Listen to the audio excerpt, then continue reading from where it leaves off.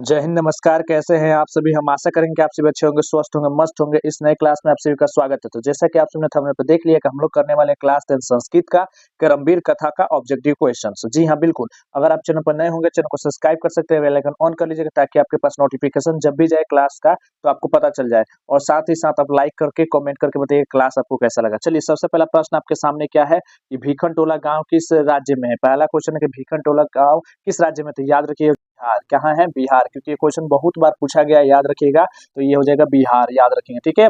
चलिए, दूसरा नंबर प्रश्न क्या कह रहा है? कह रहा है कि गांव से कितनी दूरी पर सरकारी विद्यालय था? गांव से जो है ना कितनी दूरी पर सरकारी विद्यालय था? तो याद रखिएगा 1 कोस की दूरी पर। कितनी कोस की दूरी पर? मात्र भर कोस, यानी एक कोस की दूरी पर।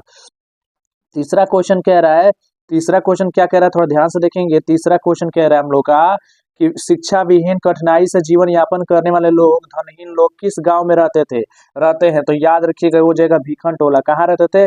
भीखन टोला में जो है ना उस तरह के लोग रहते थे जहाँ पर गरीबी, दरिद्रता, भूखमरी सब कुछ मिले, ठीक है। और शिक्षा भी नहीं था वहां पर। अगला क्वेश्चन क्या है? 4 नंबर क्वेश्चन कह रहा है कि भीखन टोला गांव से 1 कोस की दूरी पर किसके द्वारा विद्यालय स्थापित की गई थी? याद रखिएगा वो था प्रशासन के द्वारा। किसके द्वारा स्थापन की गई थी? प्रशासन के द्वारा स्थापन की गई थी, याद रखिए, वो भी प्राथमिक विद्यालय, ठीक है। अगला क्वेश्चन है 5 नंबर क्वेश्चन क्या कह रहा है? कह रहा है भीखन टोला गांव के निवासी कैसे थे? धन विहीन, शिक्षा विहीन, कठिनाई से जीवन यापन करने वाला, इस तरह से सभी हो जाएगा। क्या हो जाएगा इसका आंसर? सभी हो जाएगा, याद रखेंगे, ठीक है। अगला क्वेश्चन क्या है? 6 नंबर कह रहा है कि नवीन दृष्टि संपन्न शिक्षक किस विद्यालय में आए? तो याद रखिएगा नवीन दृष्टि संपन्न शिक्षक विद्यालय में किस आए थे? तो प्राथमिक विद्यालय। क्या हो जाएगा हम लोग का आंसर? प्राथमिक विद्यालय हो जाएगा। अगला 7 नंबर क्वेश्चन क्या कह रहा है कि शिक्षक कैसा था? तो याद रखिए शिक्षक जो थे नवीन दृष्टि वाले थे, नए विचारों वाले थे, ठीक है। अगला क्वेश्चन क्या कह रहा है? 8 नंबर देखिए, 8 नंबर जो क्वेश्चन कह रहा है क्या कह रहा है? कह रहा है कि भीखन टोला गांव में देखने के लिए कौन आया था? भीखन टोला गांव में जो है ना देखने के लिए कौन आया था? तो शिक्षक आए थे, याद रखिएगा, ना कि नेता और समाज सुधारक आए थे, ठीक है। तो इसका और छात्रों के लिए सबसे बड़ी तपस्या क्या होती है? तो याद रखिएगा अध्ययन। सबसे बड़ी तपस्या क्या है? उसके अध्ययन। अगर अच्छे से अध्ययन करते हैं तो जीवन में सफलता जरूर मिलेगी।